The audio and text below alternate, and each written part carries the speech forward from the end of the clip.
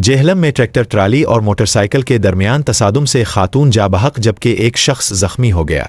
ये अफसोसनाक हादसा जहलम की तहसील पिंडाडन खान के इलाके कमर सटाप के करीब पेश आया, जहां ट्रैक्टर ट्राली के दरमियान تصادم के नतीजे में मोटरसाइकिल सवार 89 साला खातून मौका पर जा बहक हो गई जबकि 60 साला शख्स शदीद जख्मी हो गया। रेस्क्यू 1122 के मुताबिक हादसे में जा बहक होने वाली खातून की शनाख्त सफूरा अख्तर के नाम से हुई है, जिनकी उम्र 89 बरस थी, जबकि जख्मी शख्स का नाम मोहम्मद शरीफ बताया गया है, जिसकी उम्र 60 बरस है। दोनों का ताल्लुक पिंडाडन खान के नवाही इलाके सौड़ी गुज्जर से है।